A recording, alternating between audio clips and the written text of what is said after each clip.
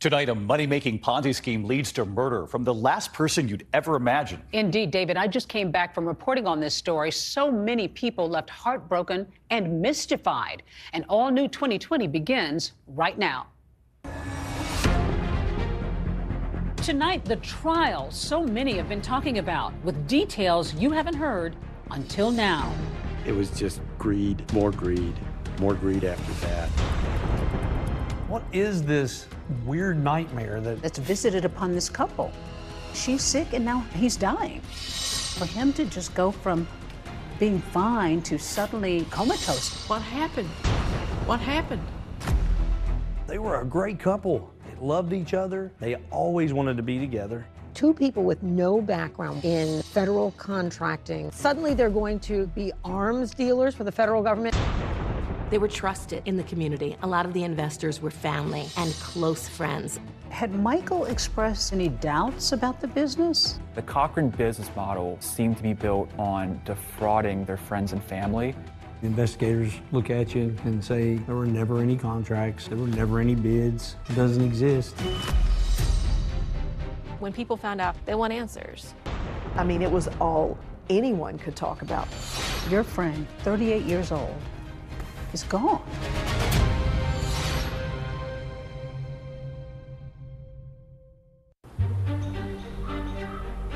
Behind all the raw beauty in the untamed West Virginia mountainside are deep-rooted secrets, lies, and betrayal, and a small, close-knit community is upended. I was just calling to see if you knew when everything surrounding the investigation is going to be over. I don't understand what you mean by the investigation. They're asking people very personal questions about me and my husband's relationship, but I just can't keep living this way. And at the center of all that unraveling is this couple, the Cochrans.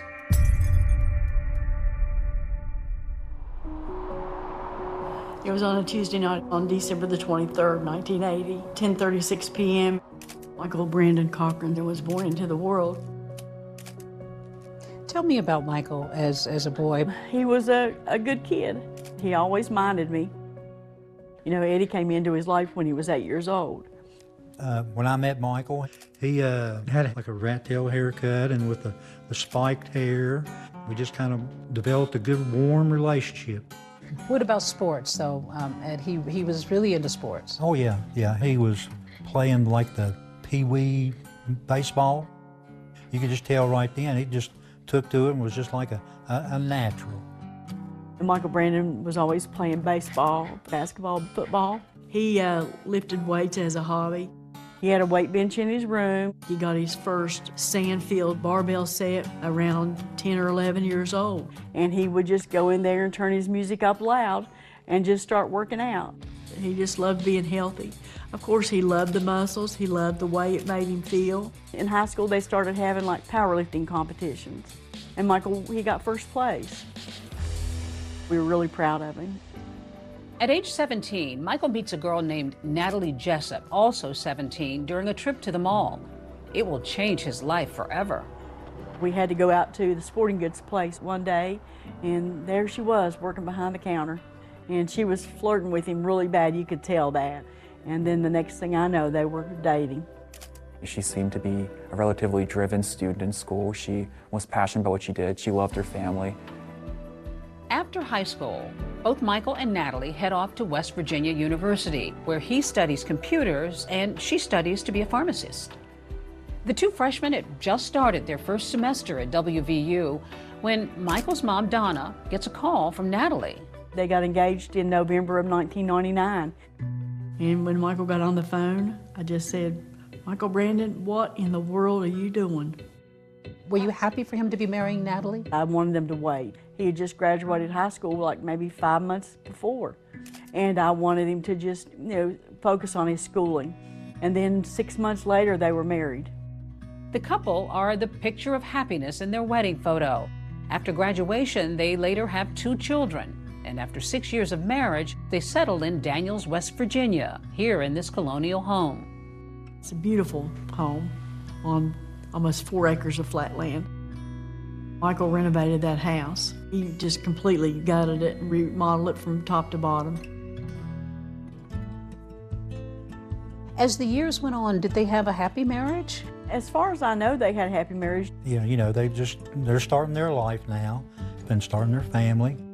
You know, they've got good jobs. Natalie was working as a pharmacist, and Michael was in IT. Yes, information technology. Yeah, it was like running cable wire, coaxial cable, and things like that. Life in West Virginia can kind of be summed up as like, here people really focus on work, family, and their faith. How was Michael as a dad? He was a proud dad. He doted on his kids and was a good provider, was involved with them, the school activities and stuff. The couple gets involved in their community. He was a football coach and he was a baseball coach. And wherever Michael was, you'd find Natalie working the sidelines. She was a sports socialite. When Michael was the coach, she was the one you got all the information from. She was the one that ordered the uniforms and got your sizes. He loved sports, and that was probably our biggest connection. Our family would see their family at games, and that's really how it got started, is just loving sports and hanging out. Are there stories that you remember that when you really do think back to you all as couples, it kind of warms your heart that you remember? Oh, yes. Yeah. Mike and I, we won a lot of championships together, coaching our kids. Chris and Jennifer Davis bonded with the Cochrans over Little League, their young families, and church. They even went on vacations together. Chris, a lawyer, was hired by Michael for a legal matter, and the two became friends. What was it that made them sort of fit into your world? It was really the family aspect. They were a great couple. They loved each other. They always wanted to be together. We gravitate toward friends who are always together and love their spouses, because we're always together. So you were really close? Yes, we were very close. So at some point then you discover that one of your sons has diabetes. Initially it's very grim because it's, hey, this is what this is. It's never going to change, and this is what it's going to require. Coincidentally, Natalie happened to specialize in diabetes management. How helpful was that for you in the beginning? Tremendous. Tremendous. She was amazing. Like, she just gave us all the information we needed, because you learn as you go. So she understood how insulin could affect the body. 1,000%.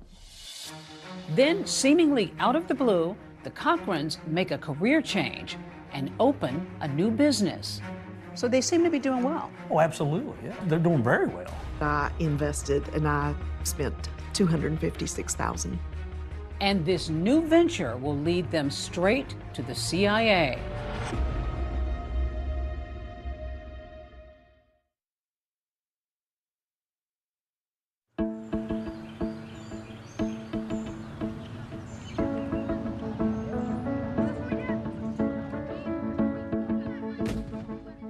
Everybody is very involved with their kids around here, into sports, and that's where parents usually hang out, at school sporting events.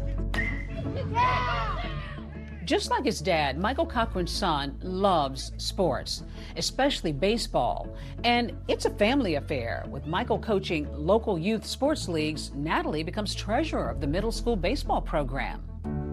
She was heavily involved in that because Mike was a coach. They were involved in tons of leagues and different things. So you were all involved as friends in the sports world with your children? Yes, that's correct. We met the Cochrans because I had put my son into the draft for the Little League Baseball. Toni McCall met Michael and Natalie after her husband died of leukemia, leaving her a single mom to 3 children. Michael very much took on a father figure role, especially for Cash. He was so good to him. He took him everywhere. They went fishing. They went to practices. It was the dream come true to have that father figure when you don't have one for your kids and you want one.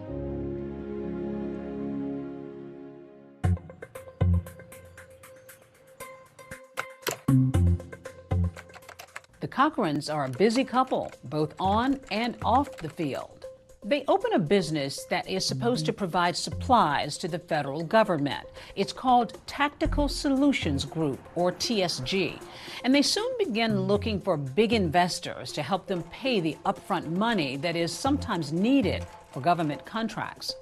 And to everybody's surprise, Natalie up and quits her job as a pharmacist, jumping into the new business completely.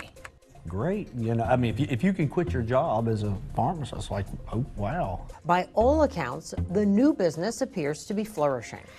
They were building onto their house, and they put up a new fence. Mike got a car. So they seem to be doing well. Oh, absolutely, yeah. Yeah, they're doing very well. Natalie tells friends they were inspired by that movie War Dogs, the one about two men with no experience in the defense industry who become arms dealers to the U.S. military and get in way over their heads. They call guys like us war dogs, bottom feeders who make money off of war without ever stepping foot on the battlefield. When she told me that we're going to make all of our employees watch War Dogs as like an onboarding video, I said, well, you do realize that the guys went to jail, right? It might surprise people to know that any civilian can seek a government contract. All you have to do is register, and then you can start bidding. It can be a small business, an individual, a nonprofit agreeing to provide goods or services to the government at a specific rate at an agreed upon time. The process is you discover the contract, you bid on the contract. And if you're chosen, suddenly you're in business with the U.S. government. The Cochran's website for their business, TSG, boasts impressive clientele from within the government, including the Department of Defense, FEMA, Homeland Security, and the CIA. Tactical Solutions Group was supposed to be a whole goods seller, so they could sell healthcare equipment, masks, firearms, and various things like that. Michael Cochran would spend hours sifting through all of these government contracts. And he would tell Natalie what he'd found. She'd go to the investors and say, Michael found the most incredible investment. What did you know about what this business was all about? They got this niche, a woman-owned small business. The idea of the federal government will pay $50 for a $10 hammer. You just got to be able to get in there and get the contracts and fight with the big guys.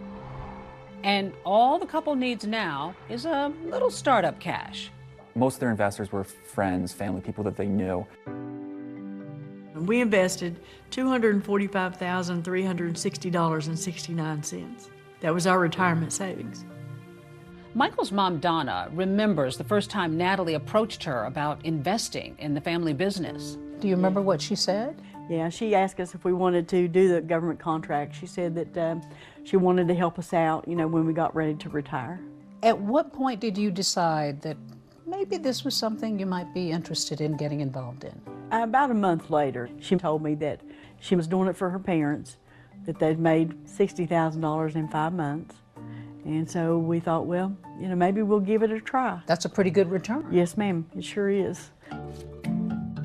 Donna Bolt says her daughter-in-law claimed she could get her initial investment back with profit, sometimes in as little as 10 days. So when they come to you for a potential investment, what's your initial thought? Well, my initial thought was, sure. The Cochran's close friends, Chris and Jennifer Davis, say the couple approached them after church saying they needed some major cash to fulfill a contract for dental labs, saying if they didn't get the money right away, they'd lose the entire contract. But it was more than just, hey, do you want to invest? There were supposed to be dental facilities on military bases. That's why we couldn't see any of the documents. Because she knew I was going to ask that. I was like, well, what's the well, you can't see it, you don't have authorization. We can't do that because it's the Department of Defense. And so we were like, sure, yeah, man, we'll help out. How much were you investing? $511,000. When Chris Davis hears who's investing, he says it seems like a safe opportunity. I trusted all those names and people in the community. So if they were involved, it must be sound and good. Absolutely. The names that were lining up, it fit. Like, okay, these people aren't going to do anything crazy. Tony McCall says the circle of trust was how she too decides to invest. She had pulled someone in that I was close to and had been getting them to do contracts. She says that person calls one day with an opportunity for the two of them to go in on a contract, but they've got to do it immediately. It pays out in 45 days, but you have to do it right now. Like eBay, she bids at the very last minute so that nobody can go in and bid over top of her. But you have to tell me right now. And so I did it. I spent $256,000. By all accounts, it seemed to be a safe bet. The Cochrans appear to be doing well. I had seen the money that they were spending. They had multiple vehicles, they had motorcycles, they were buying trips overseas. The Cochrans are living the high life, but then suddenly the Youth Sports League is broke. This ain't good. I really felt in my heart that something was going on. You don't have anything, it's all spent. Could something be afoul at the Little League?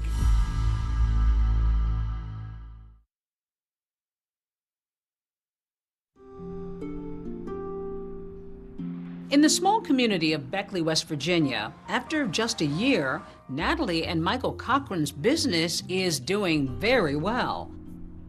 And family and friends noticed the couple seemed to be too.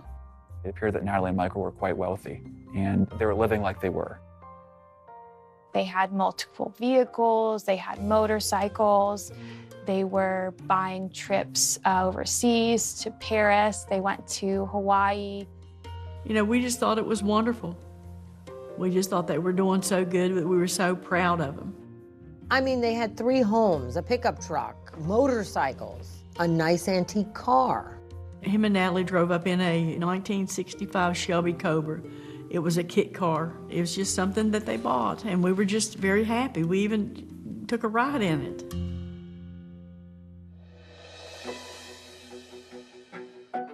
They were living much higher than the majority of people in Beckley, West Virginia. Did you see a difference in how their lives seem to be changing? Oh, yeah. You were on vacation together. What kind of vacations did you take? We did beach vacations, and then we went to New York City a couple of times with them. Yeah. And so the typical sightseeing, shopping. Everybody got along? Oh yes. Yeah, it was fun. It was great. It was a lot of fun. It was a lot of fun. From the outside, it appeared that a lot of the spending was on Michael's side. This was wealth that he had not experienced before, so he wanted to take advantage of it. Some of the things that Michael Cochran purchased in this period were recreational vehicles, an airplane hangar. He had ambitions and endeavors to open up an aviation branch to this business. He really, really wanted to fly, and he loved that type of stuff. He was working on his pilot's license. Now, he wanted to fly helicopters. They were a great couple to get that kind of money. They were doing things for people, and I mean good things. Michael especially was doing a lot of charity work. He donated a weight room to a local middle school. When he found out his youth pastor was going to be homeless for a while, he actually purchased a property for him to live in. Natalie even gets involved with local organizations and charities. She volunteered and wanted to do this and wanted to do that. She was helping us with juvenile diabetes research, all the fundraisers for that. And then we did a 5K run. She was good at that. She would organize it, get sponsors, get the word out. One time she and Mike were at the house and she told me that they were going to buy a town in Africa because that was going to be their mission, you know, pay for everyone's home and build homes. Natalie also helps raise money for the Middle School Baseball League. Their friend Chris is board president. We had a fundraiser, and from the fundraiser, we believe we raised a little over $15,000. It was a big deal. As treasurer of the Little League, Natalie manages the bank account. But members get suspicious when the money all but disappears. But you knew there was a big chunk of money in there. Yes, there should have been over $20,000 in there. Absolutely. Any idea of how it was drained like that? Nobody knew it was missing until we were told it's missing. The league brings in a private investigator to look into where the money's gone. And I talked to the board and I explained to them, you don't have anything but $31 in a frozen bank account. There's no records of anything as to where this money went. It's all spent. There was an audit that was done. There were purchases made that weren't approved by the league. There was purchases to TJ Maxx, purchases to Olive Garden, and then when I started adding it up, I'm like, $32,000 in one night you raise for 2 sports teams, and it all just disappears. I mean, there's no way to rectify that. Questions are now swirling over the missing money and if Natalie could be involved. And when some investors with the Cochran's business get wind of it, they're getting concerned about the money they've been promised. As time is going on and you're not hearing anything, are you starting to panic at all? We'd ask. We'd say, Natalie, we need our money. I said, our car's going to break down. We need the money back. She would say, it's coming, I promise. And then she would send me text messages and say, your money is going to be deposited in your bank account within the next 24 hours. And we'd wait, and it was never there. You didn't get anything? No. Donna says that any communication she had about the couple's business was typically with Natalie, not her son. Every time that I received any kind of a message, it was a text message from Natalie. It was she and I that was constantly going back and forth with contracts. Meantime, Natalie continues to portray the business as extremely successful. From the outside looking in, I would have probably been like pretty impressed. Thought, man, right here in Raleigh County, West Virginia, these people are knocking it out of the park. One investor says it's astonishing how much money Natalie says she's pulling in. She did give me a number at the time. This was like $343 million we're going to have to put in this bank. That was a little hard to believe. Natalie and Michael tell a local bank their business is worth more than $500 million when they apply for a $100,000 loan. Was her business worth $500 million? No, absolutely not. It turns out the Cochran's business is not what it appears to be. I said, in pure West Virginian, this ain't good. I really felt in my heart something was going on. The fundamental problem is that it was all a lie. And when secrets come to light, it's far worse than anyone could have imagined.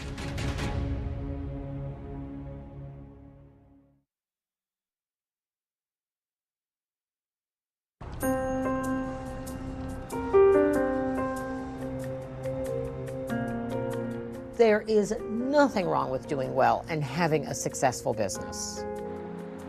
The Cochrans and their business, Tactical Solutions Group, put themselves out to be legitimate government contractors who were bidding on legitimate government contracts. She always made all of them look like they were good investments. The problem is there never was any legitimate income flowing from government contracts. All the money and cash flow is coming from investors. There were no contracts. There were never any contracts. There were never any bids. It doesn't exist. The businesses didn't exist at all, really, legitimately. They existed on paper. It was clear that it was a Ponzi scheme. When it comes to a Ponzi scheme, there's no real business. There's no money being generated. Early investors get paid by new investor money, like shifting poker chips from one pile to another. And as long as the money's coming in from new investors, the Ponzi scheme can continue. If you're just taking one investor's money and giving it to another investor as if it's a legitimate return on their investment, that's a fraud. I said, no, these are friends of mine. I've seen what they've done in the community. Successful Ponzi schemes almost always rely on trust, and you often find that people start very close to home. The Cochran business model seemed to be built on defrauding their friends and family. Many of them knew them their entire lives. and they had no reason to not trust them. It would hurt a lot less for this to have been someone that I didn't know that had scammed me out of money. It would hurt a lot less. I was already wounded from my husband passing away, and my kids the same. These were friends, neighbors, and family members who were defrauded, and the question is whether Michael knew about it. Michael was not the brains of the couple. He was a great guy, but Natalie was the brains of the operation. And Michael would look for contracts on the government website, and then he would give them to Natalie, and she would make the bid. Had Michael expressed any concerns, any doubts about the business to you? Not about the business. He was stressed about the government. He did not understand why the government will not give them their money, and he just couldn't figure it out. How can they do this? But of course, the federal government didn't owe the Cochrans any money because they'd never conducted any business with them. Michael Cochran was asking her questions very similar to the questions being asked by the investors who were trying to get their money back. She was giving the same excuses to Michael that she was giving to the investors. Natalie would tell me, and we're being audited, there's a government shutdown. There was always some excuse with her. The lives and paychecks of some 800,000 federal workers hanging in the balance. Around Christmas time in 2018, there was a government shutdown, and it lasted until January 25th of the following year. Day 32 of the government shutdown, now beginning its second month. We have never seen this. Natalie used this whole government shutdown to her advantage. Her investors were coming and saying, we want our money. We'd like to pull it out. And she would say, well, I can't. The government is shut down. There's no way to get access to your money. They're not paying anybody. She had a never-ending list of reasons that they were not seeing their returns. When she could no longer blame the federal government for the delays, she turned to, I guess, more of the emotional side of, saying that she had cancer. We're feeling bad for her. She even told us that she had cancer, that she wasn't going to do anything about it, that she was going to let God take care of it. And if he took her on, then that would be fine. And I just got so distraught and emotional, and I kept telling her she needed to fight, not to give up. She said she was in stage 3. Her and Mike were talking about not going through chemo and radiation and just living what life she has left. Was that devastating? Oh, completely. Yeah. We were all pretty devastated, to the point we all get the paperwork to go get our bone marrow tested to see if there was any way we could help her. Remember, Toni McCall had lost her husband to leukemia. She was skeptical about Natalie's claim of having cancer. I believe that Natalie used the leukemia to stall on having any payments. I knew she didn't have stage 3 leukemia because it's not in stages, it's in types. Everything pointed to the fact that she did not have it. She had told us that she was losing her hair from the chemo she was taking, and she flips her hair over and she has a perfect dime-sized circle where she has shaved a spot in her hair. And if you lose your hair from chemo, you don't see 5 o'clock shadow. What woman would shave a spot on their head to say, look, I'm losing my hair? And so I absolutely knew at that point that she would do anything to cover up and to lie. Then early one morning, Michael and Natalie are set to take a private plane to Virginia for a scheduled bank meeting, but they never make that flight.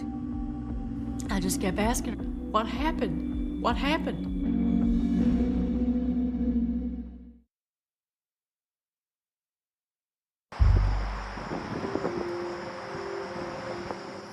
On the morning of February 6th, the plan was that the Cochrans, Michael and Natalie, were going to fly to Virginia to visit the Bank of America there.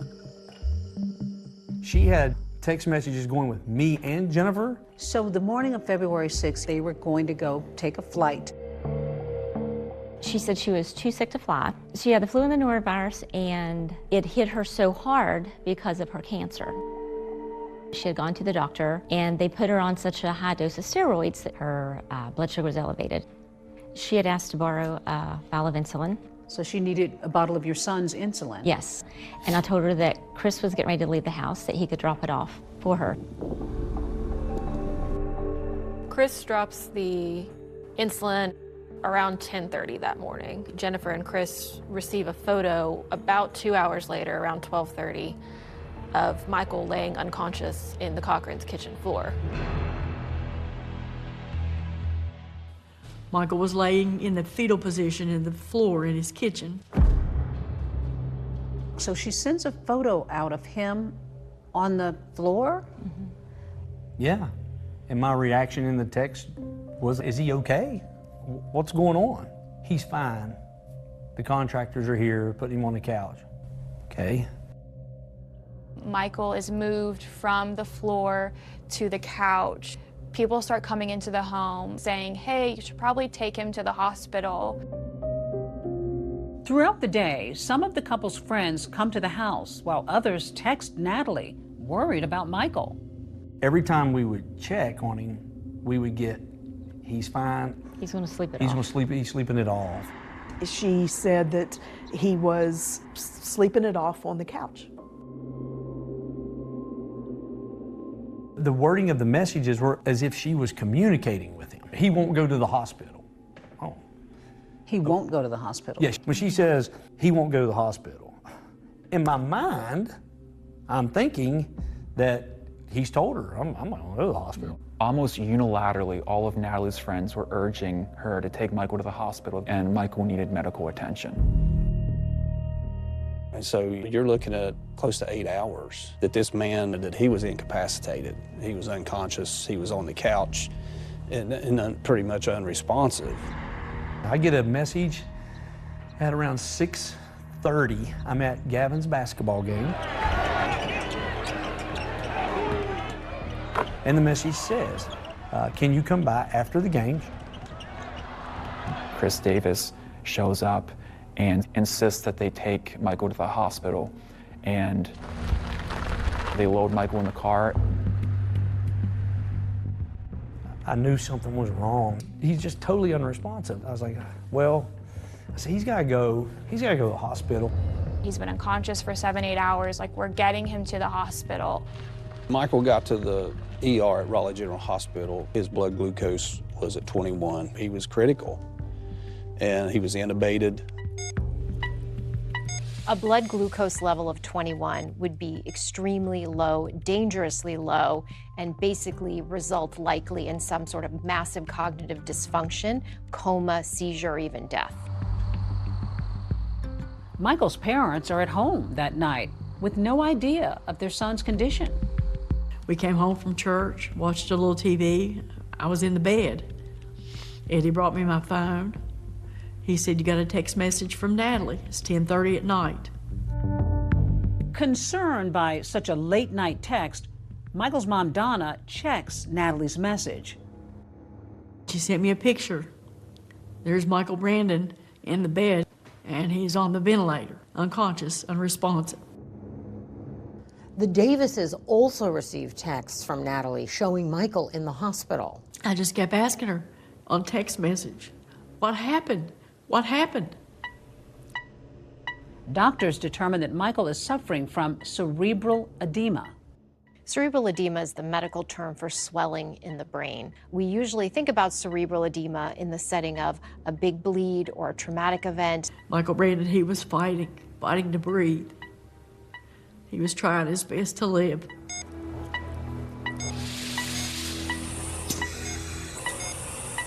Michael spends at least 4.5 days in a hospital in Charleston.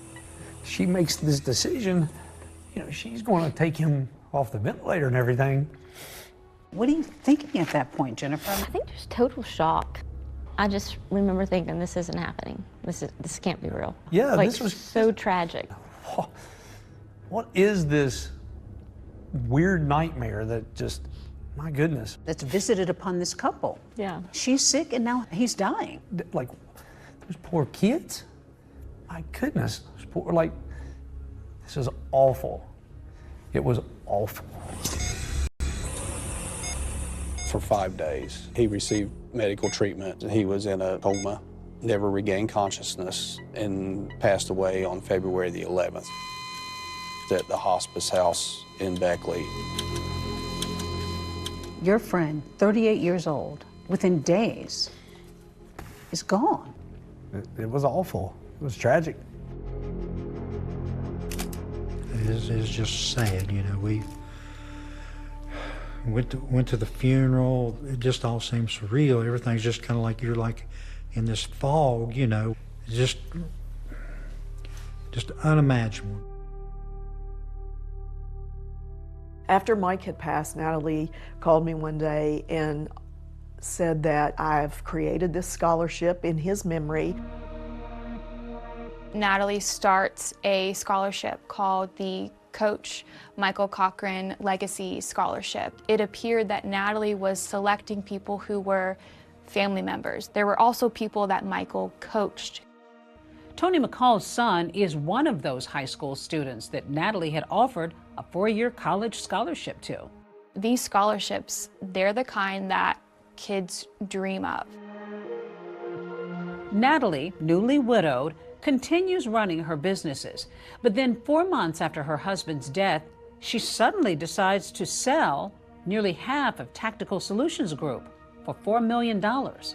She had negotiated to sell that business with a buyer, offering to buy a 49% interest of her business. So this buyer had wired her $50,000 as an earnest deposit on his buy-in to this business.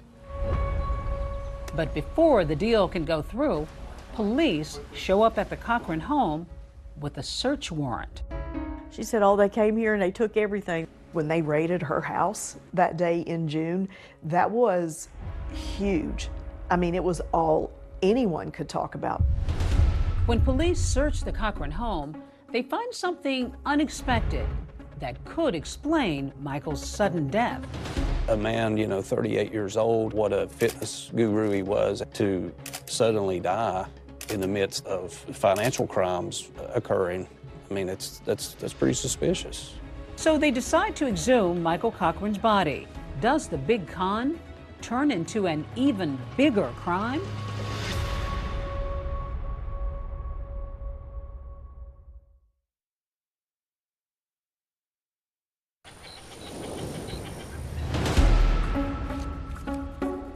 At first, this was just a Ponzi scheme investigation. Tonight, all eyes on the headline-making court case that just wrapped. The interest in this case was huge. Police are investigating the death of Michael Cochran. To suddenly die in the midst of allegations of financial crimes, that's pretty suspicious. So you think he was duped as well? 100% I believe that. The defense counsel made it clear they were living this lavish lifestyle. So how couldn't he have known that this was a Ponzi scheme? Natalie weaved such a web of lies, keeping us all drinking the Kool-Aid. They open the fridge, they find the vial of insulin. That was huge. Did anybody take insulin in the house? No. I said, insulin, what are you doing with the insulin in the refrigerator? Prosecutors called that the murder weapon. What keeps Gavin alive, she used to take life. Just in shock. I'm still in shock. The defense can say, maybe he died of something else. I know that he took steroids and he took many other supplements. He was a ticking bomb. Your daughter-in-law is being accused of killing your son. I mean, how do you kill somebody that you're supposed to love?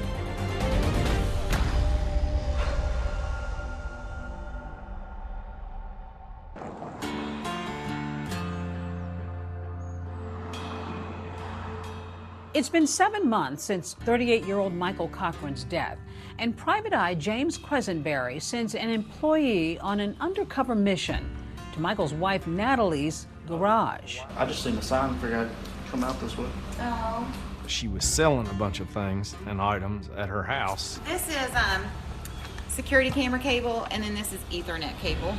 He's there to secretly get a closer look. The question was still out there of whether she was sitting on a pile of money, all these different questions. You don't want civil arrest or anything else? Not really. I'm going to keep those for my son.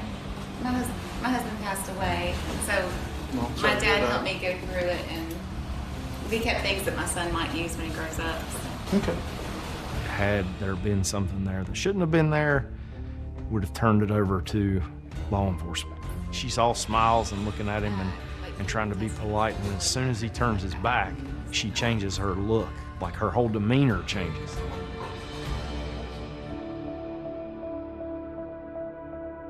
In the months since Michael Cochran's death, authorities have started to take a hard look at the Cochrans' so-called businesses. I received a phone call from a trooper who had spoke with a local business person who had purchased some firearms from the Cochrans, and he had a problem with getting his firearms delivered or the money returned, and he was looking for help in resolving that matter. He had been solicited to be an investor in contracts. He never did it because the information he was receiving from Natalie Cochran on these investment solicitations didn't make sense to him. Oh, it's like, yes, we definitely need to take a look at this. So that disgruntled customer then connected investigators with someone who said he had invested with Natalie Cochran. The problem that he was encountering was he kept getting excuse after excuse after excuse with getting his money returned. Bob was going through the records as they were coming in, and so, there's a ton of information there to go through. And Bob's looking at it, we're sitting there one day, and he goes, "I'll be damned." He said, "It's a damn Ponzi scheme." As they dig in, they take notice of the investigation into that Little League account. Remember, board members had been suspicious of Natalie after money had gone missing. The Shady Spring Little League bank account is one of the many accounts she used to facilitate her Ponzi scheme. Natalie would deposit from their company and then sift it back out in various different ways. Natalie called the alleged financial crimes bogus, and ultimately authorities decided not to charge her with anything related to the Little League. The league never recouped any money. It was all just lost. It's late into the summer, and those generous Michael Cochran legacy scholarships, which Natalie had promised students, are now supposed to be paid out. There were 8 people in total. They are full-ride scholarships for up to 8 years. Tony McCall's son was given one of those college scholarships. There was no money. It was a fake scholarship. Natalie weaved such a web of lies. They were bizarre like that. It was still keeping us all in the flock. Natalie Cochran has insisted the scholarships would have been paid if her assets hadn't eventually been frozen by the government. But investigators had a different view. When she created these, we saw that as an attempt to dispel rumors. Rumors were circulating that her business was being looked at, that she didn't have this wealth and this money. We had pretty clearly identified at least, and I may be under at least 10 known victims of the Ponzi scheme. The most obvious red flag at the time was that nobody was getting any money back. We had more than enough evidence and documentation to proceed with indictment. So she's arrested. Yes. What did you think of that? We were glad. When she was arrested, she was wearing the Tailgate Socialite t-shirt. That was the true Natalie right there. Natalie Cochran faces 26 charges related to the fraud. She pleads not guilty, but her investors are deeply distraught over the hundreds of thousands of dollars in lost money. I spent $256,000. $511,000. Almost $250,000 over the course of 2.5 years. We loved her and we believed her. Everything she told us, we believed everything she said to us. Chris Davis says he too was taken in by his trust in Natalie and by the impressive paperwork she supplied. It looks legitimate. I mean, there are a lot of companies and there are a lot of entities here. Why would she do this? I don't know if it was the greed or the position or status. Reaching a deal with prosecutors, Natalie pled guilty to 2 counts, an unlawful monetary transaction and wire fraud. And then she went off to prison for 11 years for fraud. She did. May 1st of 2021 is when she finally went into the prison at Hazleton. The court also ordered her to pay back $2.5 million to the investors she fleeced. But with little income coming in, it will likely be a very long process. Did you feel that was fair, that was right? The judge said, if I could give you more, I would.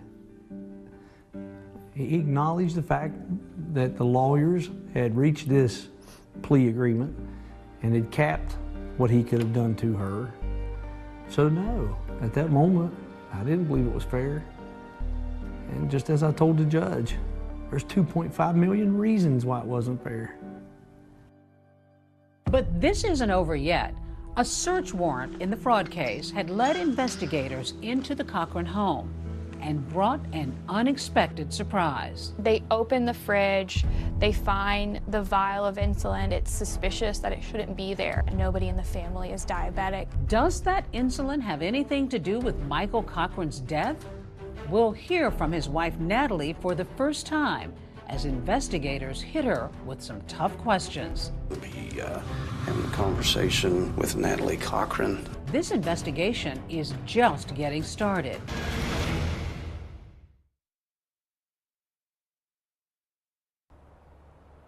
At first, this was just a Ponzi scheme investigation. But as authorities investigate the fraud case, they also began questioning Michael Cochran's unexpected death.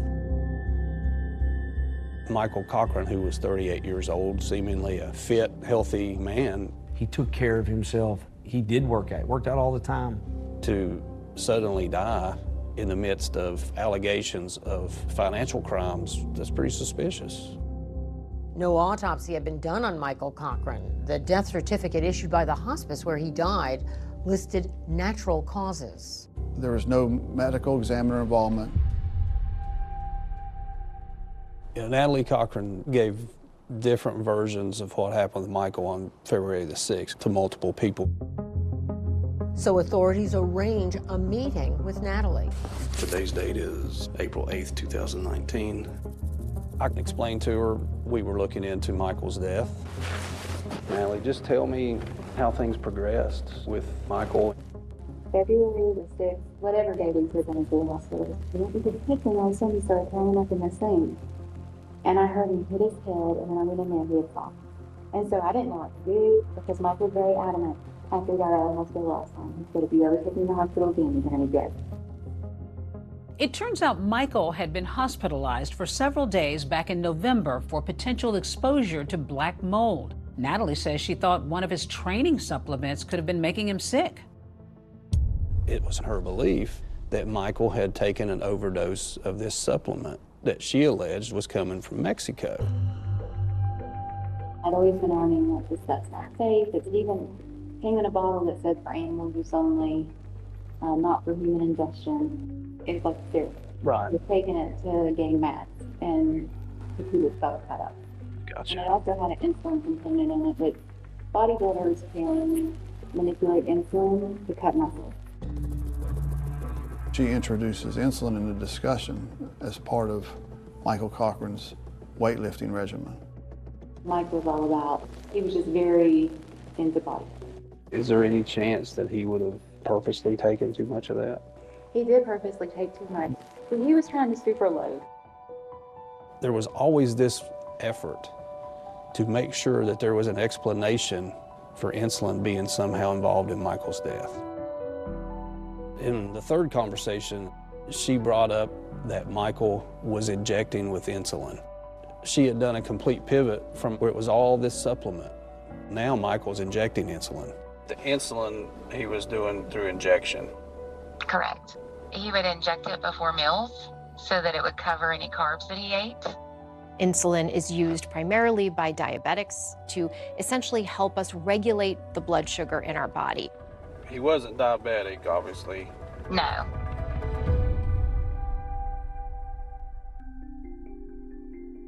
And remember, the fraud investigation is still ongoing.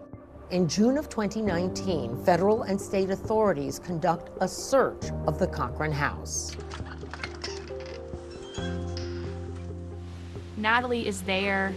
She was in the garage. The search warrant was done based off the financial crime information investigation only. We anticipated finding additional evidence regarding this Ponzi scheme. But they found something else they didn't expect. Sometimes things happen in investigations that you call it fate. I started rummaging through the refrigerator, and there's this bottle of insulin sitting right there. It shouldn't be there. Nobody in the family is diabetic. That was huge. Where did it come from? Whose is it? Natalie's got the same answer for authorities and for Michael's mother. She said, oh, they came here and they took everything. And she said they even took the insulin out of the refrigerator. Now, what did you make of that? Did anybody take insulin in the house? No. I said, insulin, what are you doing with the insulin in the refrigerator? I keep that here, she said, for Gavin when he came over, if he needed a shock, because he's a diabetic. You believed it? We did. Remember, Gavin is Chris and Jennifer Davis's son. They tell authorities they never stored his insulin at the Cochran house. But then they recall the bag they left for Natalie the morning Michael collapsed. The investigator said, did she ever borrow insulin from you? And that's when Jennifer was like, yeah, she needed it. She had cancer and she got sick. And that's when they were like, you know when? And I felt like at that moment, we both were like, oh my goodness. Because now we know that she's a thief and a fraud. When we started seeing the text messages with Jennifer Davis about insulin, it was very revealing. If you believe the previous things that Natalie has said, she should have already had insulin readily available in the home. So it made no sense to go through all this effort. I think it's clear that she poisoned him with insulin. Authorities develop a theory of how Natalie may have used insulin to kill Michael. When he's finally taken to the emergency room, he presented with a blood sugar level of 21, and he's not diabetic. You get low blood sugar by receiving too much insulin. Natalie had access to insulin. She had the means to inject it. She knew exactly what insulin would do. Investigators believe there's enough circumstantial evidence to tie Natalie to Michael's death. 39-year-old Natalie Cochran is now accused of the February 2019 murder of her husband, Michael. Natalie Cochran pleads not guilty. Was that hard for you to accept that your daughter-in-law is being accused of killing your son? Yeah, it was really hard to believe because, I mean, how do you kill somebody that you're supposed to love and they're your children's father? But why would Natalie want to kill her husband?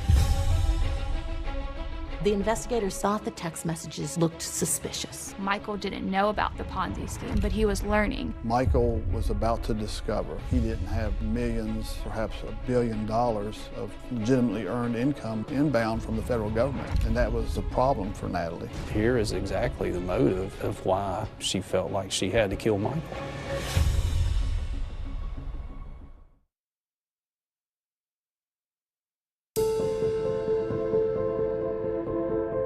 Opening arguments began today in the Natalie Cochran trial. In January, more than 3 years after she was indicted for the first-degree murder of her husband, Michael, Natalie Cochran's trial is finally underway. There were media outlets from all over the country here.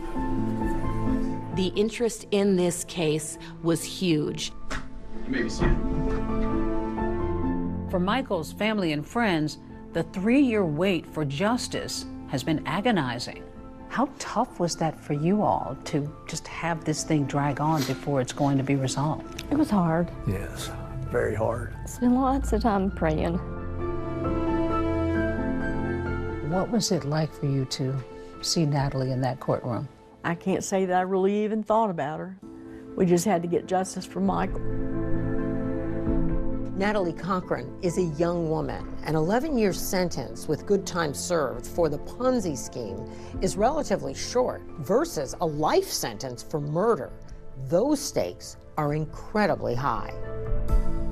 All right, now, Mr. Truman, you may proceed. Thank you.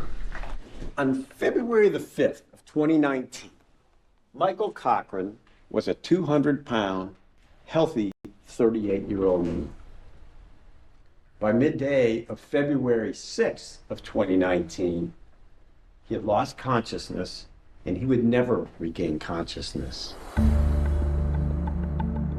The state needs to get ahead of the fact that it's an entirely circumstantial case. You got to tell the jury. You're not going to get the stuff you get on TV. There's no DNA, there's no fingerprints. This is it. But that's enough to convict. This is a complex case, ladies and gentlemen of the jury, but it's built by the state of West Virginia on conjectures and innuendos, and glaringly lacking in motive and the evidence necessary to prove that my client killed her husband. Natalie understood that we cannot present a defense that would somehow skirt the issue of the Ponzi scheme or that would hide it from the jury. We admitted to the jury what was well known to everybody. The fact that she is perhaps a fraud and perhaps a cheat, and that you wouldn't perhaps want to invite her home for Sunday dinner, that you wouldn't like her, does not translate into being a murderer.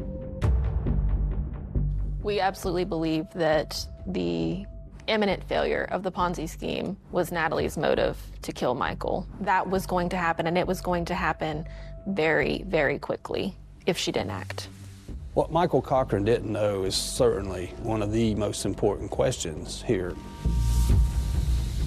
But to me, what's more important is what he was about to know, the consequences that would come when he found out that information. And at the heart of the case, a vial of insulin.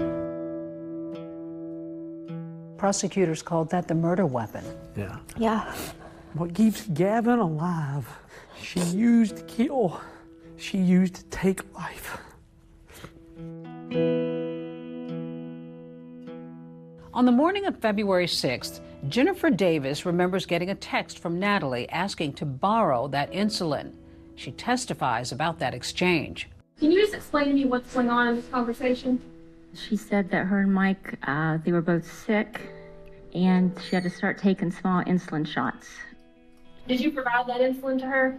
I put the insulin in a bag and gave it to my husband, and he dropped it off on the porch on the way to work. Several hours later, Natalie sends Jennifer a picture of Michael unconscious on the kitchen floor. What did this picture mean to you when you received it? Just that it was just shocking that he was laying there. Natalie contacts 2 construction workers that had worked for the family, says, Michael's on the floor. I'm gonna need help picking him up from the floor and taking him into the living room. So after Chris Davis drops off the bag of insulin, Natalie sends out a text. She invites several friends over throughout the day to check on his condition and essentially make sure he's okay, but not take him to the hospital. In a statement to ABC News, Natalie Cochran says that, quote, Mike hated the hospital. He threatened several people that we better not take him back. Stephanie Hamilton, a physician's assistant, came over to check Michael out and found him non-responsive. What did you specifically notice? That he needed to be checked. I said even people with the history of seizures, anytime they have one, they need to be checked. I kept offering, like, I would go with her. She said she was gonna let him sleep it off. You also heard from her later that. Take a look at that. 21. What does that mean? No one should ever have a blood sugar of 21. What's gonna happen if they do? They're in a coma. Probably near death. At some point, you go over. Yes, and I'll walk in the living room. He's laying on the couch like he's sleeping. What did you do? So I go over to him. I just remember saying, man, hey, buddy, I'm going to take you to the hospital. And that's exactly what I did. But by this time, it's too late. Michael gets to the hospital, but the damage has been done. Take a moment, you're okay. Chris, it was very tough for you in court when they showed you the photo that you had already seen of Mike. Yeah. Why did it hit you so hard? I wished I could have got to him first.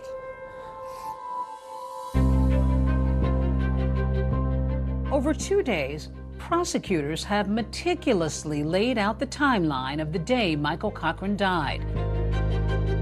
The question now, will they be able to prove that it was his wife, Natalie, who killed him?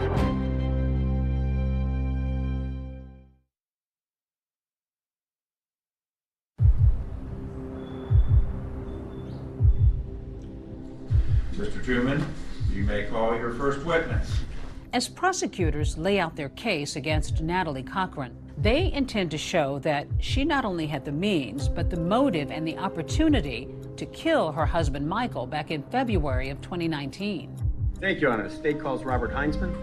Raise your right hand, please, sir. Bob Heinzman was the primary investigator of the defendant's Ponzi scheme, and he explained there was really no evidence that Michael knew what was going on. Now, the defense has floated the theory that Michael Cochran was up to his eyeballs in this Ponzi scheme. From your investigation, do you have any evidence that would support that? He believed that they had obtained contracts and that they would be receiving money for these contracts. Do you have any evidence that he knew that this was a fraud being carried on? No. It was important to hammer home that Michael Cochran was at least cognizant of the scheme because it would destroy the state's theory of why it happened. Have you, in your thorough investigation of this case, talked to the children of Mr. and Mrs. Cochran? No. Would it surprise you if I told you that they observed their parents work on the federal contracts, and you're telling this jury that he had no knowledge of these contracts? I'm not telling the jury that. I've said that he knew about the contracts that he was led to believe were bid on by their business. The investigation had revealed that Michael was beginning to ask some really tough questions of Natalie about where the money was going. The day before, February 5th of 2019, it was arranged by the Cochrans to charter a flight from Beckley down to Lynchburg, Virginia to meet with the Bank of America banker. And of course, that was a meeting that Natalie could never allow to happen, because if it did happen, then Michael would know, and that would have been the end of her Ponzi scheme. Court Nexon was an employee of Bank of America. He testified via Zoom in this trial because he's not local. And that was to take place February 6th of 2019, correct? Correct. Looks like they said they were going to fly in, and so we were basically responding to their schedule and setting things up as best we could. Did that meeting take place? Never took place. Natalie was becoming desperate at this point. Prosecutors argue that if Michael was in the dark, Natalie's deception was about to come to light. Putting Jennifer Davis on the stand explains how Natalie got the insulin that she needed to kill Michael. Jennifer, at this point, you were offering to help out a friend in need. Is that fair to say? Yes. Did she accept your offer of help? Yes, she did. She asked if she could borrow a vial of insulin. According to Dr. Uribe, who was one of our forensic pathologists, the only way that Michael's blood sugar could have plummeted to 21 was if someone else had given him insulin. There was profound hypoglycemia. Hypoglycemia is low blood glucose, Once he was treated for the hypoglycemia, the blood sugar went up and then it went back down again. To me, that is a significant pattern. And why is that pattern significant to you? Because there are only a few things that can do that. One of the big things is insulin administration. But the defense poses an important question. Could Michael have injected himself as part of a bodybuilding regimen? Dr. Uribe pushes back against that suggestion. To my knowledge, bodybuilders don't use insulin. During the murder investigation, Michael's remains were exhumed, and Dr. Uribe conducted an autopsy. And what did you determine were Michael Cochran's cause and manner of death? I came to the conclusion that the cause of death was exogenous insulin administration. Your Honor, the state calls Timothy Bledsoe to the stand. Tim was able to draw all of the parallels and connect all of the pieces. He was able to explain for the jury how and why the Ponzi scheme and the failure of the Ponzi scheme led to the murder of Michael Cochran. It was about telling that story, another piece to the puzzle. And I think overall, we were successful. And we previously heard Jennifer Davis testify that she had insulin sent to the defendant's home. Is that your understanding? Yes. Do you recall why the defendant needed the insulin that morning? I believe it was something related to cancer treatment. And throughout the entire course of your investigation, did you ever uncover any evidence that the defendant had cancer? No. Did you waver at all? Did you wonder maybe the prosecutors had this wrong, that it was just a horrible set of circumstances? Not once they talked to us. And then I started going back through, my text, and, Chris and I started talking, and then I was just in shock, disbelief. I was still in shock. It just doesn't seem real at all. But it was hard. Prosecutors have rested their case. Now it's the defense's turn to persuade the jury that Natalie Cochran is innocent. And to do that, they bring in their own star witnesses, Michael and Natalie's children. Do you swear or affirm to tell the truth, the whole truth, and nothing but the truth, so help you God? Yes, Your Honor.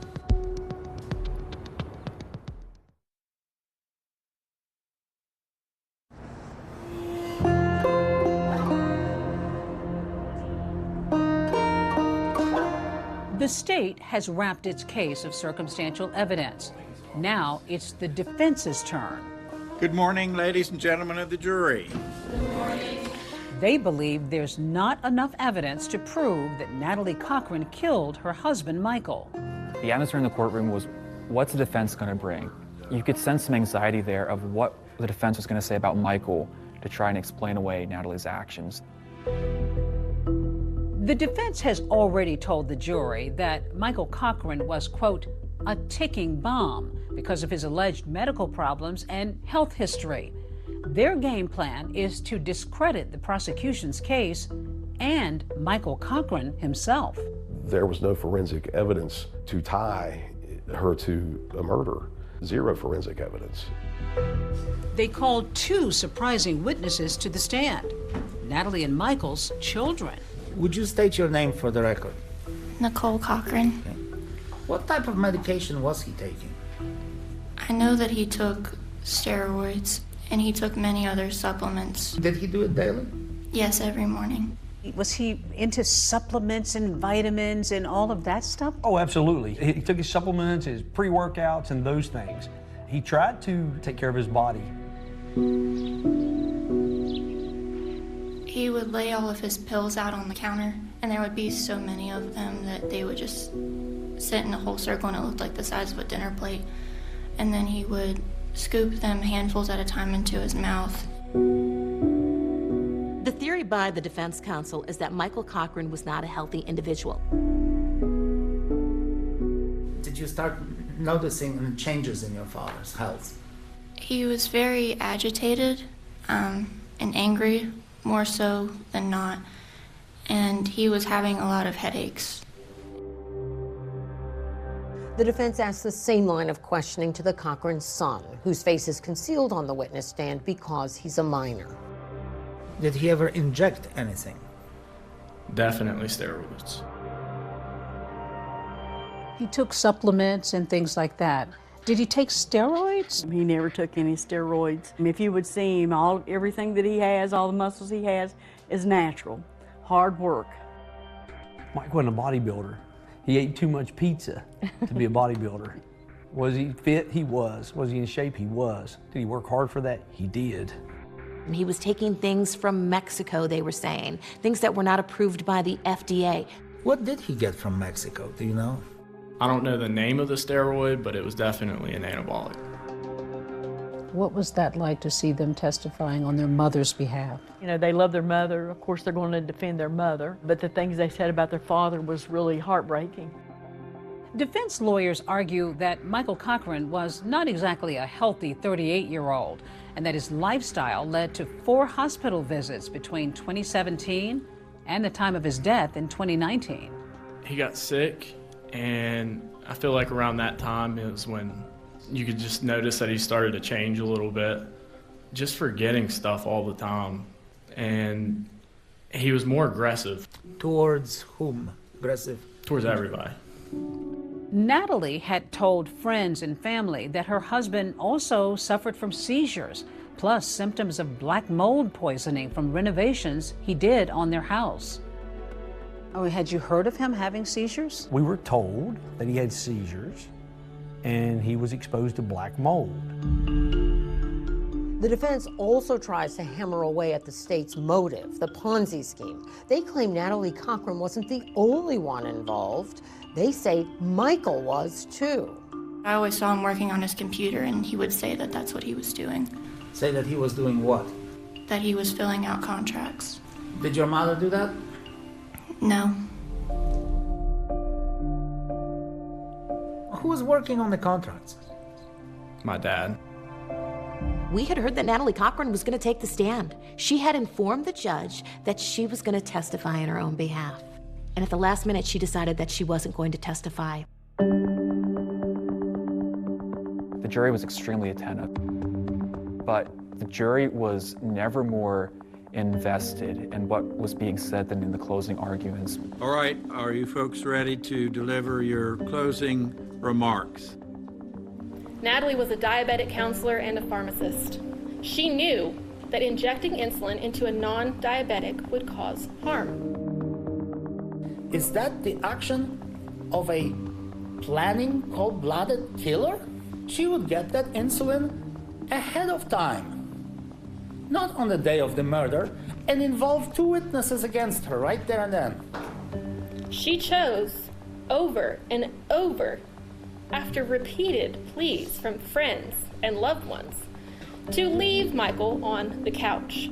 It's a horrible tragedy, but a tragedy, not a murder.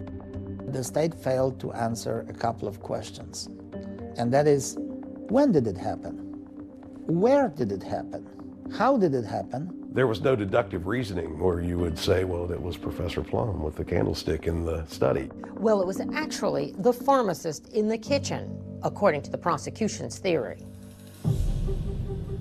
She had a clear motive, and you saw that leading up to this date, Michael was about to find out what she was doing to people. Do we know what he was going to do with that information? We never will, because he won't have the chance to tell us. Ms. Cochran is committed crimes of fraud, but that doesn't make her a murderer. We're asking you to find her not guilty. 21 was such a crucial number because nobody's blood glucose should be at that level unless you've had an injection of insulin. A normal blood glucose level would be anywhere from 70 to around 130. 21. And that's the number we're going to rely on to convince you beyond a reasonable doubt that this defendant killed Michael Cochran. Find this defendant guilty of first-degree murder, because that's exactly what she did.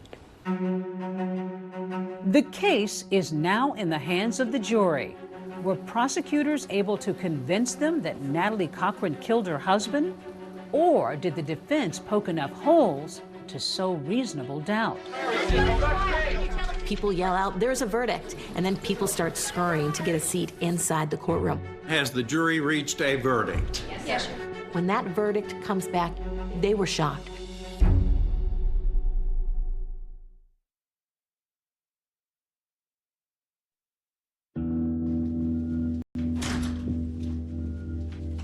The verdict, handed down just weeks ago, came quickly.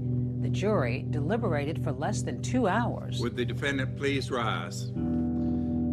The jury verdict is as follows. The defendant is guilty of murder in the first degree.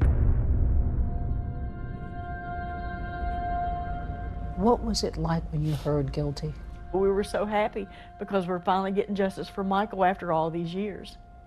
You know, I could just feel my spirit and everything just went, you know, this is what it's supposed to be. It was exhilarating to hear the word guilty. And all I can think is we did it, we got her. And the jury is not finished. They've got another decision to make, what's known as the mercy phase. Good morning, members of the jury. Good morning. You are back. Mercy, which means the defendant gets parole eligibility after serving 15 years, or no mercy, which means there's no eligibility for parole. You'll raise your right hand, please. A slew of Natalie Cochran's family, including her mom, tearfully take the stand. I beg. I don't know what else I can say except please give mercy to her.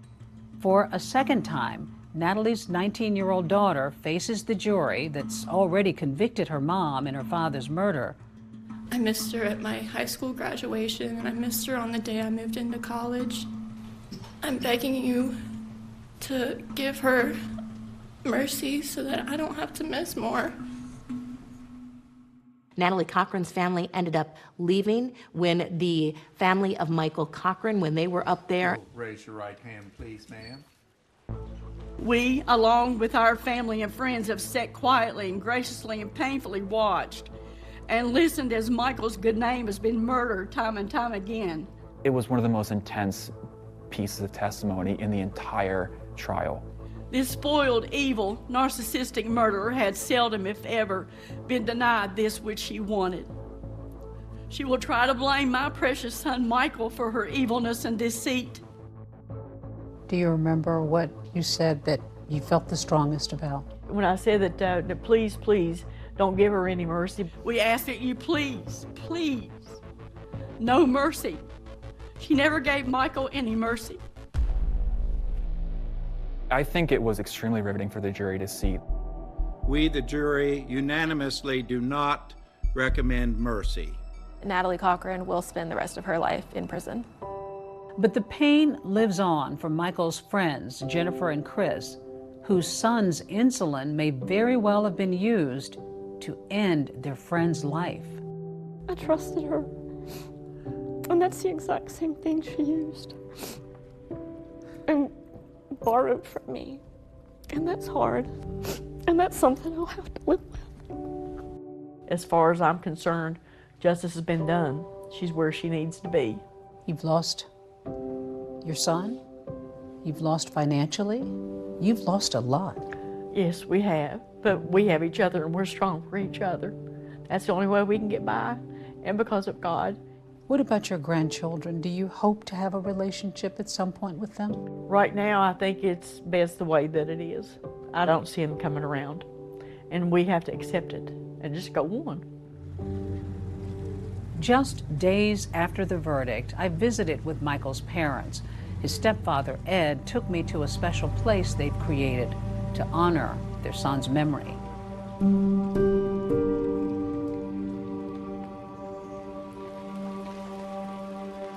This is your memorial to Michael? Yeah, I'm not able to get up there to his gravesite much. So I said, well, keep it, right here close. Anytime we want to go, we can just come right here. What do you think about when you come out here and sit on that bench? When Donna and I sometimes we kind of sit around down here, There'll be like a butterfly that'll come around. And I told Donna, I said, there's little Michael. So we've got a little cutout flower over there that he's always down here. Such an emotional story to report on, David. Those heartbroken parents placing a memorial bench where they can always remember their son, Michael. We should note tonight that Natalie Cochran does plan to appeal her murder conviction. In the meantime, that is our program for tonight. I'm David Muir. And I'm Deborah Roberts. From all of us here at 2020 and ABC News, good night.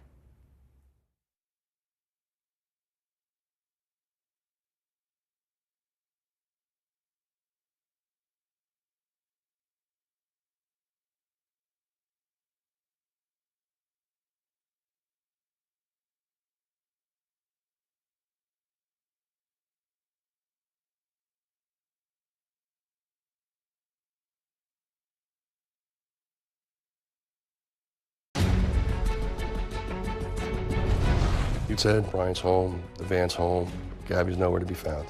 Gabby loved that van. Oh yeah, she wouldn't have given that van up. Your heart sinks. It's an undescribable feeling in your body, and you don't sleep, you don't eat. From that moment on, it's nonstop.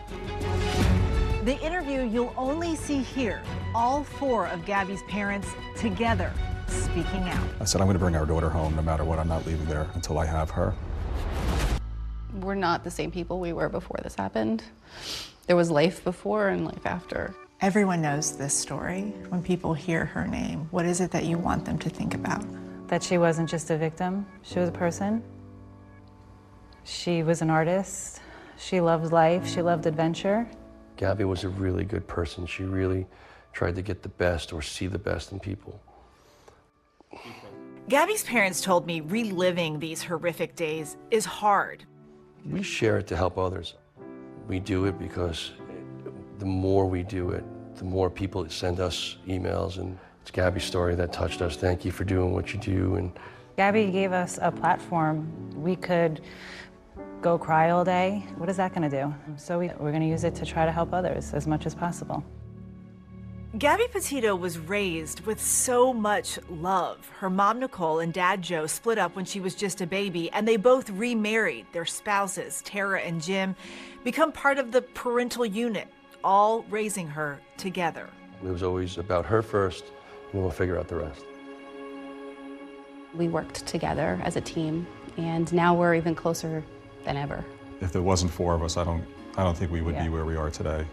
We all have different strengths. We all have weak moments. If I'm down, Jim will call me up. Tara to sit by my side. Nikki will, she'll call us up, and we pick each other up. Let's talk about Gabby. What was she like as a little girl? She was easy in terms of just going with the flow. She was always up for whatever we were going to do, so in that respect, it was easy. Sometimes she'd get in trouble. It happened, she was a kid after all. I still remember the first time I saw her. I could tell you exactly what she was wearing. She had these pigtails, and she comes like bouncing out, and it was the brightest blue eyes, the biggest smile you've ever seen. And that was the way she was ever since she was little all the way on up. Larger than life. She was just always happy and just... physically tiny. She was an amazing artist. We had a large kitchen island, and she would spread her artwork all over the island and just make masterpieces. Gabby is the oldest of 6, a loving older sister to her siblings from both sets of parents. She was a great big sister. Yeah, she was. 1 of 6. It's a lot of siblings. A lot of siblings. Gabby and her family live in Blue Point on Long Island, just outside of New York City. By high school, Gabby has a big circle of friends. One of them is a boy named Brian Laundrie. Do you remember the moment she first started talking about Brian? They had known each other in high school as friends. He was a year older, so he had graduated and gone on, and then Gabby continued through, and it wasn't until after she graduated that they reconnected.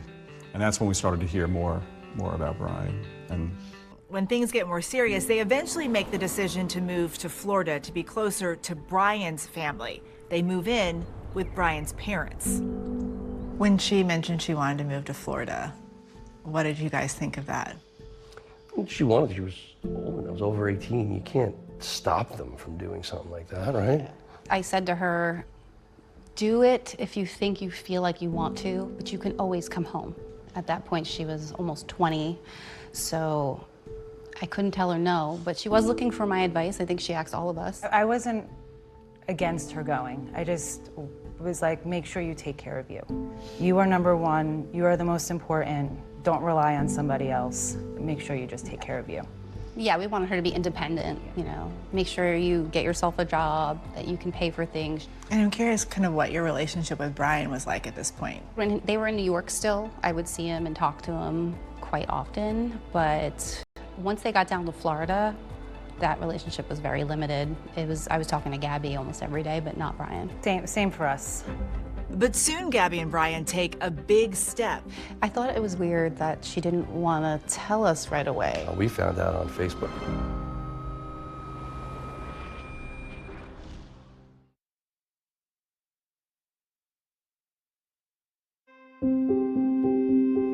She loved Halloween. It's one of her favorites. Remember that Halloween she painted her face? yes, She painted her own makeup. We're lucky we have a lot of memories. We're lucky we have so many pictures of her. I'm so happy that she took as many as she did, because that's what we have. That's what we have now. This is the Outer Banks, I think. Yeah, I took that in the Outer Banks. Isn't that the best picture? She was a ham for the camera, that's for sure. Oh, she never took a bad picture. And this is why photos are so important. Annoy the kids, annoy the friends, annoy the family. Take the photos, because you never know then when that's all you're gonna have.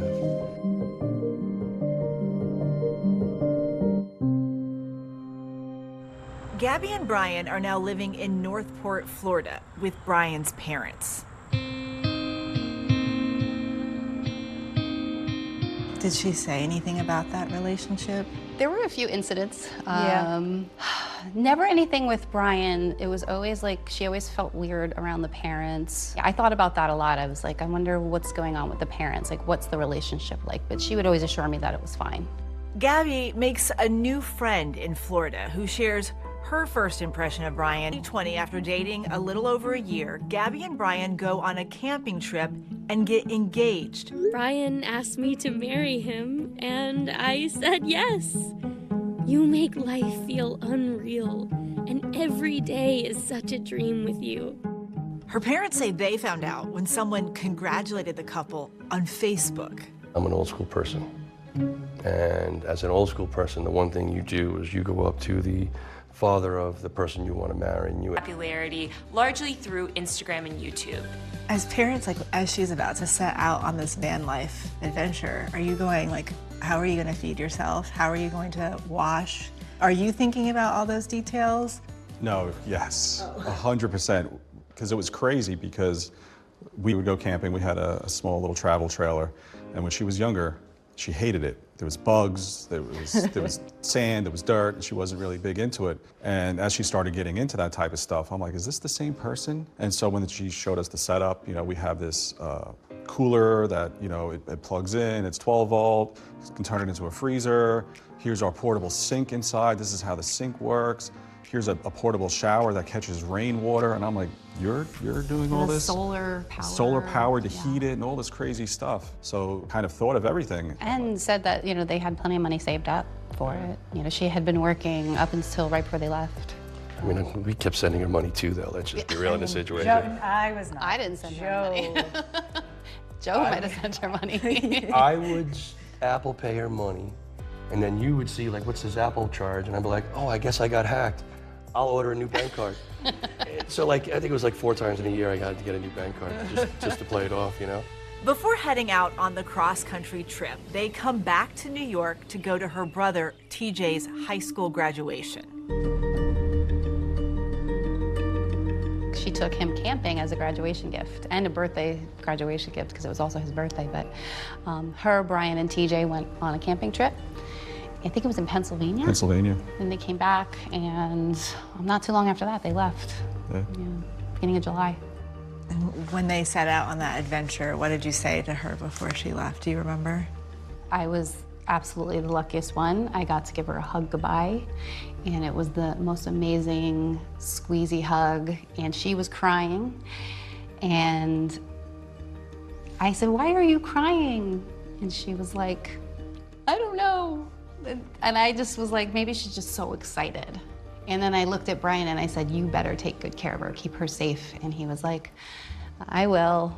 You know, it's just his very soft-spoken, I will. And I cherished that moment. That was the last time I had her in my arms. Did you trust that they would be okay together? I did. I did. I didn't want to worry. I knew she'd be okay. And I mean, as a mom, I was worried a little bit. I said, you're gonna be out on the road, the two of you alone, just be careful, be safe. Don't talk to strangers, all that stuff. Gabby and Brian set off on their adventure with big dreams. She wants to be a vlogger and begins to document her trip on social media. So, we are right outside Capitol Reef right now. Because I'd like to report a domestic dispute. When did you see the video of her? Let's go ahead and get you to step out of the vehicle.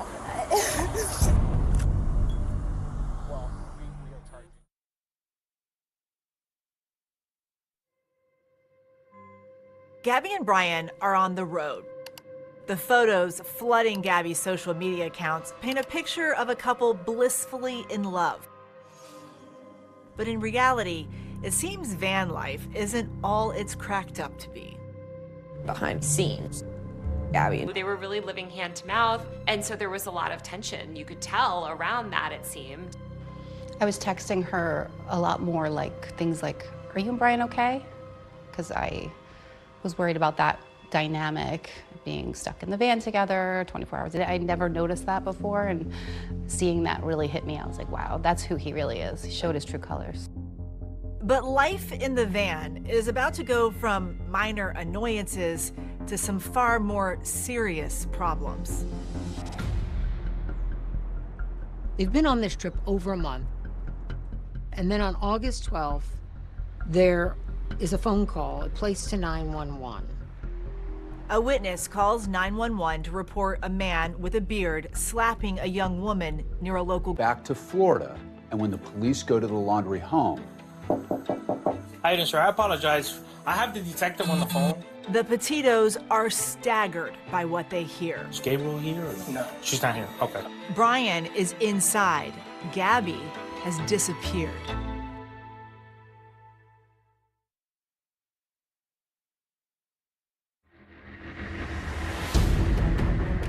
I said, don't talk to strangers. Little did I know, it doesn't have to be a stranger that's the evil person.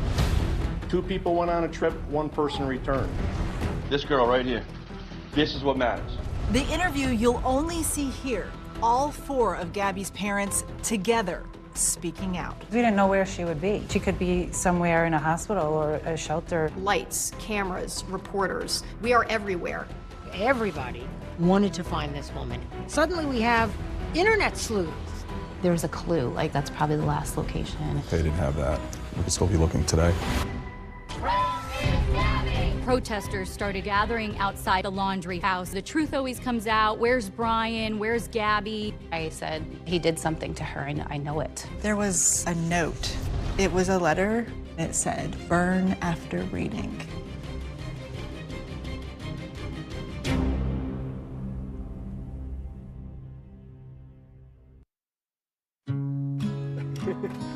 Hello, hello, and good morning. The version of ourselves that we show online isn't always the full picture. Gabby Petito has spent weeks crafting her posts. She's trying to become, in their desperation, Gabby's parents are grasping at straws. Maybe it's just a hoax. Yeah. They're trying to get this YouTube video up. So maybe it's just a hoax to try to get more followers. I mean, your brain just goes and goes and goes. But in the back of your head, it's like, he's not talking and he has a lawyer.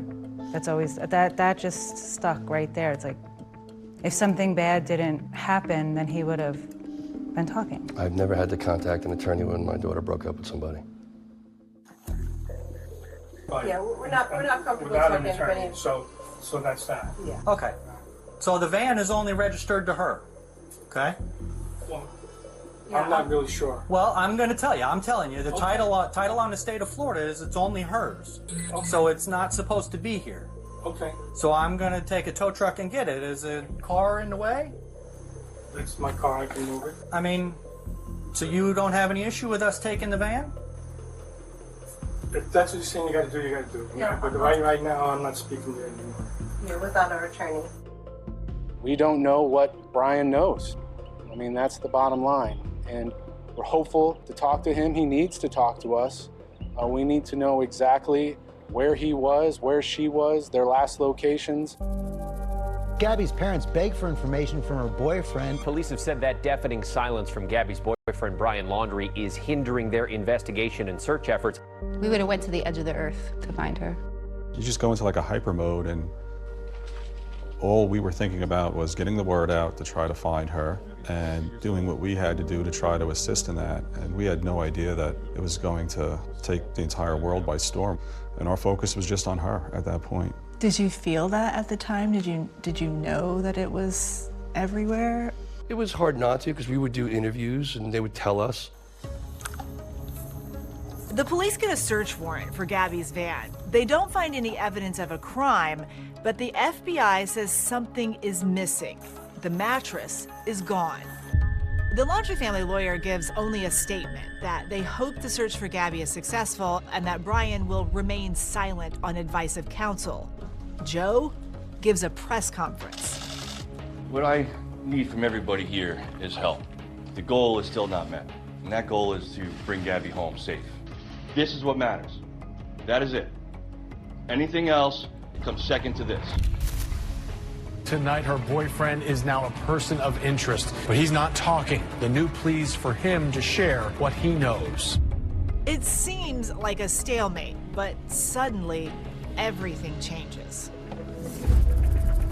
When we got that alert that Brian Laundrie was missing, my stomach dropped. I remember looking at my phone and not being able to believe what I was reading. Now the Laundrie parents are searching too. Brian Laundrie has disappeared.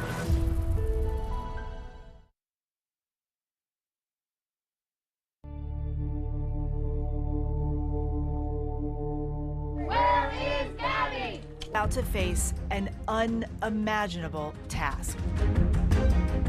That was the worst phone call of my life. I don't know how we did that.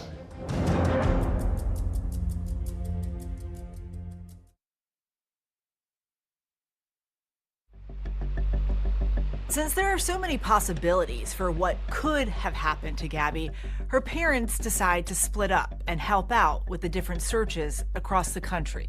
We were told by the FBI they wanted us to stay in Florida. Jim was like, I'm going to Wyoming. Nikki was in New York at the time, you know, so we were just really in all the locations where we needed to be. We would have went to the edge of the earth to find her.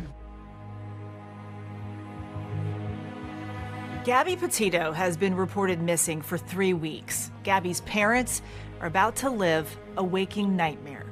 Jim had to make I mean, it's safe to say, the worst phone call you've ever had to make. I don't even know how he made it. I can remember every waking moment of that day, September 19th, meeting with my FBI agent in the morning, kept getting phone calls asking about certain things, and finally I got a phone call. They asked where I was, if I was close to the hotel. I said, yeah, I'm a few blocks away. They said, you need to meet us there now. And at that moment, I knew it wasn't good.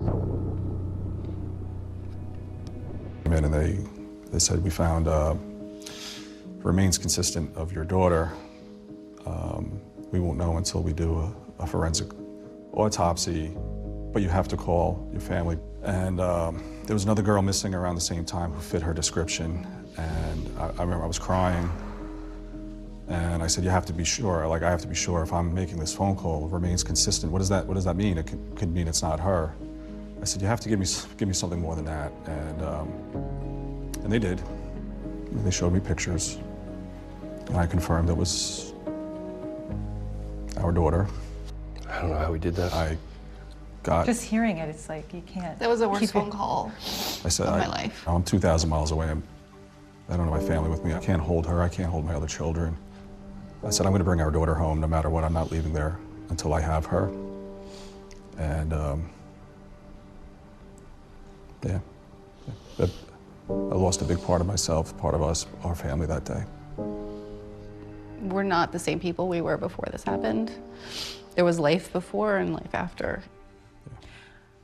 We're lucky we have a lot of memories. We're lucky we have so many pictures of her. I'm so happy that she took as many as she did, because that's what we have. That's what we have now.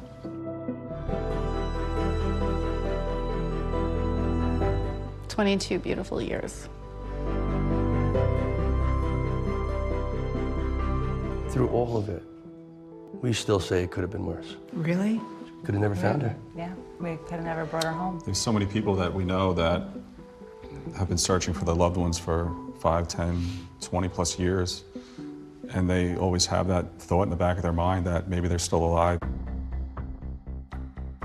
Once Gabby has been identified by Jim, there's an autopsy performed, and Gabby's death is ruled a homicide. Tonight, breaking news. There would be clues about what Brian is hiding. I ended her life.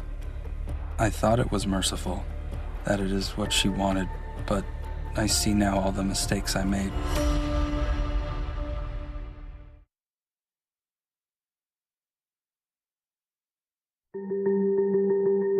After a desperate, weeks-long search for Gabby Petito, her body was discovered beside a stream bed near Grand Teton National Park. The cause of death, manual strangulation. Where is Gabby? Now that Gabby has been found, the focus turns to finding Brian Laundrie. According to the FBI, while Brian was driving Gabby's van back to Florida, it seemed as if he was trying to cover his tracks. The FBI would later say he was attempting to deceive law enforcement by sending text messages to and from Gabby's phone, as well as from Gabby's phone to her mother.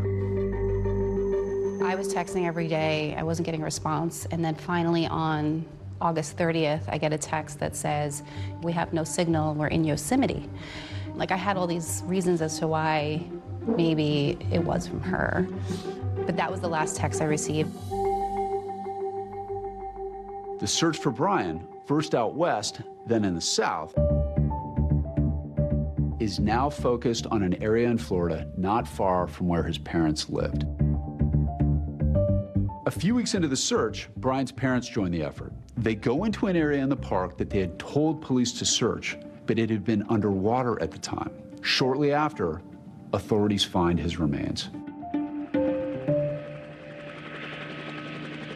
Earlier today, investigators found what appears to be human remains, along with personal items. This morning, the month-long manhunt for Brian Laundrie ending where it began. The FBI using dental records to confirm the remains are his. Among the materials belonging to Brian Laundrie that authorities uncover was a letter from his mother. And it said, "Burn after reading." I remember the first time I read that letter, I had to read it like 3 times because I was so confused. I didn't understand. And the letter reads, "You are my boy. Nothing can make me stop loving you. If you're in jail, I will bake a cake with a file in it. If you need to dispose of a body, I will show up with a shovel and garbage bags." It made me feel like very uncomfortable, and I felt sick to my stomach. I was like, how is this even possible? A lawyer representing the Laundries has said the letter had nothing to do with Gabby Petito's death and had been written months earlier. Roberta Laundrie would later say in an affidavit the letter was a reference to a book she had given him called Burn After Writing, and it was intended as a way to bond with her son. A month after Brian was found, the medical examiner released his findings from the autopsy. Brian died by suicide. He shot himself in the head. The attorney for the Laundrie family releases the actual pages from Brian Laundrie's notebook. Now, people can read for themselves what Brian Laundrie says happened. Gabby, I wish I was right at your side. I loved you more than anything. And then it goes from this beautiful sort of love letter to this very serious, scary situation. rushing back to our car, trying to cross the streams of Spread Creek before it got too dark to see, too cold. I hear a splash and a scream. Brian claims that he wasn't sure exactly where they were. He didn't think he could make it back to the van. She said little, lapsing between violent shakes, gasping in pain, begging for an end to her pain. Brian says he killed Gabby as a form of mercy. I ended her life. I thought it was merciful, that it is what she wanted, but I see now all the mistakes I made. The Petitos release a statement saying that they don't believe anything that's in this notebook. He was a liar. Nothing he said in those stories were true. He was a coward to the day that he died. When you look back at all the stuff that happened, were there any red flags that this was coming? Yes, there were, but we didn't notice him at the time. Could you sense if he was controlling her? So Gabby didn't come up to us and say, he's doing this. It's things that we would notice, again, after the fact. We can see that that pattern was part of that progression that she was in. Since her death, Gabby's parents have uncovered communications between her and Brian that show the darker side of their relationship, shared as part of the new Netflix series. One of those texts from Gabby to Brian said, "Don't try to control me because it only makes me mad. I love you so much, but it's the way you speak to me that hurts me the most." They also found a haunting letter that Gabby had written to Brian. Brian, you know how much I love you. Just please stop crying and stop calling me names. You in pain is killing me. Gabby's family says there were potential signs in their daughter's relationship that could have caused alarm bells to ring earlier. Gabby's parents established the Gabby Petito Foundation to help other parents recognize the signs of domestic violence. There's so many versions of it, and a lot of people don't even know where to go when they're in it. Knowing what we know now, we see that progression that happened. Alienation of friends and family. Isolation. But it's hard to pick up. But when you get a high-level view, and you can see the path that it was leading to, and that's part that is hard for us. And that's one of the reasons why we started the foundation, the Gabby Petito Foundation, to teach others and other parents. There might be some tips that you could talk to your child about. Try to let them know that you are there for them and that there are resources out there. We get messages all the time from people saying, I didn't realize I was in a bad relationship or a potentially violent relationship until I saw her story. I saw it, I got help, and I safely got out. And if it wasn't for her, I wouldn't be here today. But one thing that brought them a bit of peace. It's very therapeutic for us. And the way Gabby Petito will be changing lives.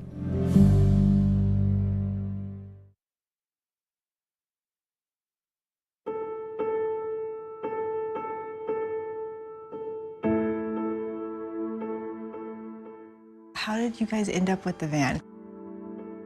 Once everything was done, the FBI asked us what we wanted to do with it, and we contemplated a few things. At the end, we were like, we just don't want the vibe to it. We had the van crushed. No one really knows that, but we did. It's very therapeutic for Yeah. us. Almost like when you go to like one of those rage rooms and you get to smash things. That was fantastic. Gabby Petito. 2 years later, announcements by both families. The parents of Gabby Petito have settled a civil lawsuit against the parents of Petito's former fiancé, Brian Landry. Both sides say they've reached an agreement to avoid a civil trial. The terms are confidential. As for the Moab police, Gabby's parents file a $50 million wrongful death lawsuit. In filings, attorneys responded that while Petito's murder is tragic, only speculation supports the assertion that Moab could have changed history. Gabby's parents remain committed to seeking justice for their daughter. The one thing we need more than anything else is don't make it just another cautionary tale. Use her, her situation and her story as a lesson of what can and should not happen. We've been a part of 4 law changes since this all happened. SB 1224. 2 in Florida, 1 in Utah, and 1 nationally. And it's her voice doing it, not us. They take the call because of Gabby. Because of her name. She did it, not us. And she's going to continue doing it. She's doing more in her death than she did in her life. The goal is to mandate that in domestic violence situations, police make a risk assessment and better collaborate with victim advocates. I really think when it came to her and Brian, she saw the best in him. She looked at the good. That's who she was.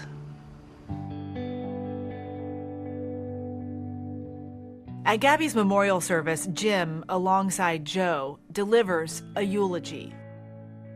Gabby had a tattoo on her arm that read, "Let It Be." The title of a song from a band she loved. There's a verse from that song that speaks to me. When the broken-hearted people living in the world agree, there will be an answer. There will be an answer, let it be. It's okay to mourn for Gabby. It's okay to feel sorrow and pain. But we want to celebrate her and how she lived her life. We need to hold on to all those wonderful memories we shared with her, because that will be the answer. Let it be.